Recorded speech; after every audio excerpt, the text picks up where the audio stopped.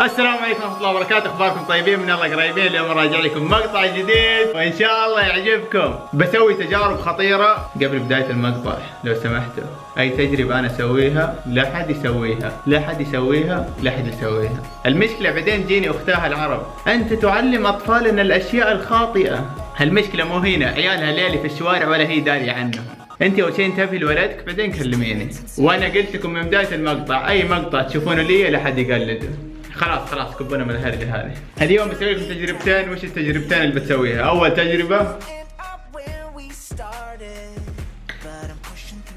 خيط، قطن، عطر. وش بتسوي بها طيب؟ تابعوا الخطوات وإن شاء الله تفهمون كل شيء. أول شيء راح أخلي الخيط كله قطن. الخيط كله قطن. لا شيء. أول شيء راح ألف الخيط على القطن.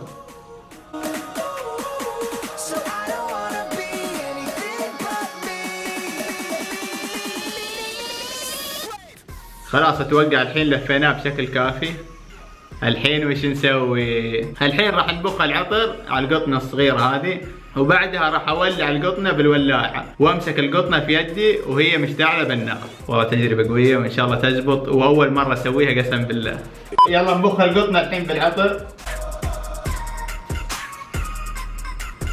الافضل تكون يدك مبللة بالموية فوق تتولعها بالنار. الله يستر ما يصير شيء خطير بس.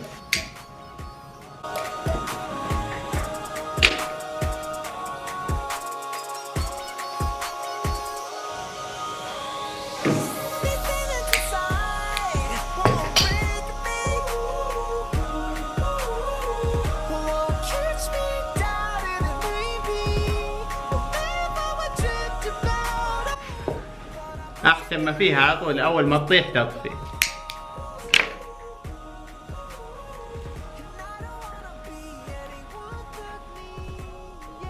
الحمد لله اول تجربة زبطت، اوكي؟ والحين بسوي لكم التجربة الثانية. وش التجربة الثانية؟ التجربة الثانية تحتاج كاس، وتحتاج كولا، وتحتاج كلوركس. بس التجربة هذه خطيرة وقررت اني اسويها برا البيت. يلا تحت الكولا،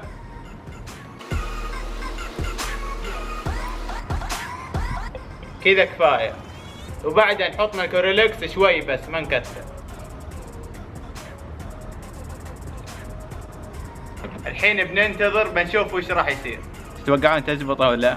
اتوقع ما راح يصير شيء، بس قلت ليش ما اجرب الفلاش؟ بخلي شوي وبشوف نشوف وش النهاية. الحين اللي اشوفه هنا ان الغازات بدت تطلع فوق. اذا ما صار شيء راح احط الفلاش زيادة معاهم، بنخليه خبيصة صح. يلا عاد بتتفاعل ولا وش السواه؟ ترى المسألة سهلة، ليش مصعبها نفسي؟ يا فلة خلاص. شايفين كيف؟ الحين تقريبا قاعدين ننتظر 15 دقيقة، نقول ان شاء الله في تفاعل. بديت اشم الريح.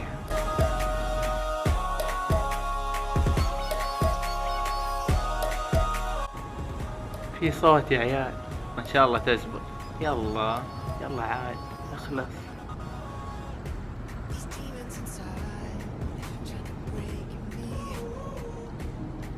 الحين له 20 دقيقة والى الحين يطلع على فوق.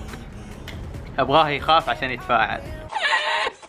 شو السواه، بتتفاعل ولا لا؟ اذا تفاعلت تقول لي بروح اخذ لي غفوة واجي. لم تزبط معنا. يلا الحين بنضيف فلاش معاه. حولت بيضة. ايش رايكم نضيف تايد؟ يلا والحين جبت التايد بصب عليه شوي.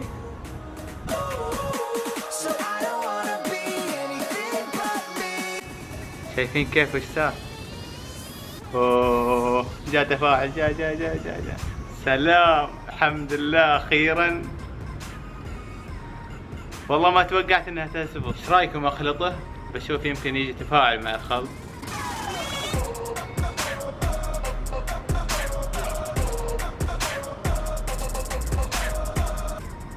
مع الخلط جاء التفاعل.